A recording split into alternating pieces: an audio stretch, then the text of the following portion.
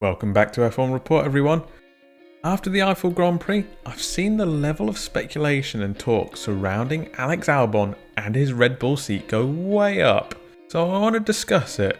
I don't necessarily want to target Albon specifically, as I think there may be more going on here. Now granted, Albon has had the question, is he good enough all season? And he just had a terrible race at the Nurbergring. But I want to look at the second Red Bull seat in general, rather than just Albon himself. So I'm going to be diving a bit into the past and what may become in the future. So we'll start by saying Red Bull have always been a first driver and second driver team, where one driver assumes the responsibility of being team leader and is favoured more so than the secondary driver, who is more of a supporting role. This is very common in F1. After all, it is a team sport at the end of the day, so nothing unusual there. From 2005, the team's first year as Red Bull Racing, until 2009, David Coulthard was the team's number one, with a variety of drivers filling in as the number two role. At this point, they were just a midfield team, nothing really to write home about. In 2009 is when things really changed though.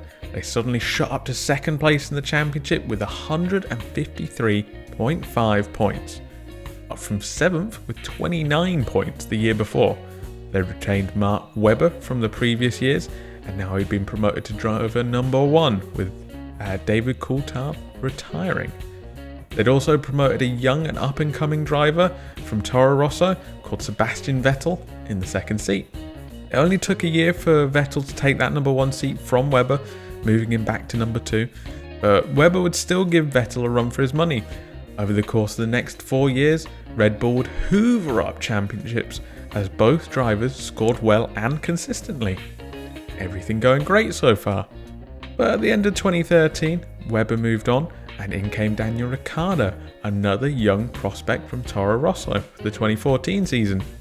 Over the course of that season, it was actually Ricciardo that became the de facto team lead, despite Vettel having his 4 world championships, of course. The car that year was very capable of winning races. Ricciardo won 3 and got a further 5 podiums. But Vettel in the second Red Bull could only score 4 podiums total. Vettel would choose to leave the team at the end of that season, with some saying he was displeased with his diminished standing within the team. But perhaps he knew Red Bull couldn't operate a second car at the same level as the first. Hindsight is a wonderful thing that we can look back and infer these things after all. The next young racer who'd be worthy of a promotion was Daniel Kvyat, who was once again starting brightly against his more experienced teammate, beating him in that year's championship by 3 points. However, the whole year was very poor for Red Bull, with only 3 podiums total. The 2016 season was very different though, as Red Bull had a race-winning car once again. However, Kvyat was only able to score 1 podium before having an error-prone race in Russia, causing Red Bull to drop him back to Toro Rosso and promote Max Verstappen in his place. Red Bull did catch some flack for this move, but it was quite clear Verstappen was a very bright talent, maybe more so than Kvyat at the time.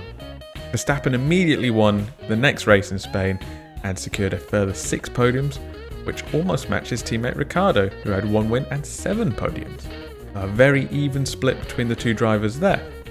In 2017, the partnership of Ricciardo and Verstappen continued, with Verstappen still as the number 2 driver. I think we all know at this point that Verstappen is an amazing driver and easily one of, if not the best on the grid. But in 2017, he could only show flashes of that due to inconsistency throughout.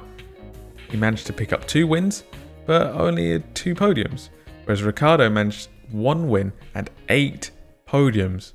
Both cars were plagued with reliability problems, with 6 retirements for Ricciardo and 7 for Verstappen. But even still, Verstappen in the second seat wasn't able to match up to his teammate, and we're now starting to see a pattern.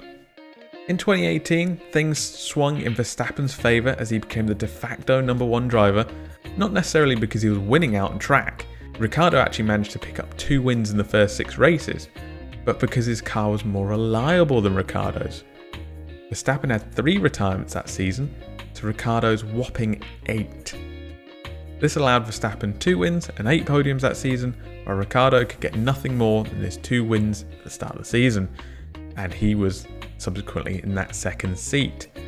Ricciardo then moved on, promoting Verstappen to the outright number 1 driver in the team, and the conveyor belt of young talent kept moving, with Pierre Gasly this time being deposited into the Red Bull for 2019.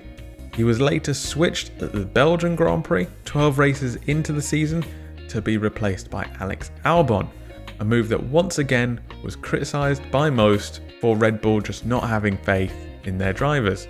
It also meant that both drivers in that second seat, Gasly and Albon, failed to secure a single podium that season, whilst Verstappen went on to have 3 race wins and 6 podiums.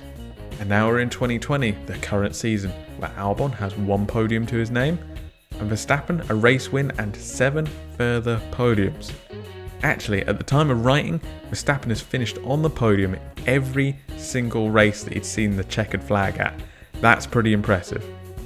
It also shows the potential the car has, and I hope that throughout this whole thing I've shown that the cars in the number 1 driver's hands have had the potential for race wins most seasons, that the second driver just not, no matter who they've been.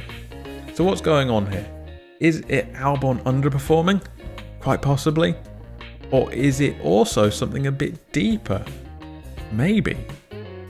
That's what I've been trying to show here, that whoever is in that second seat, be it Vettel, Verstappen, Gasly, we've seen them struggle to match their teammate in that first car.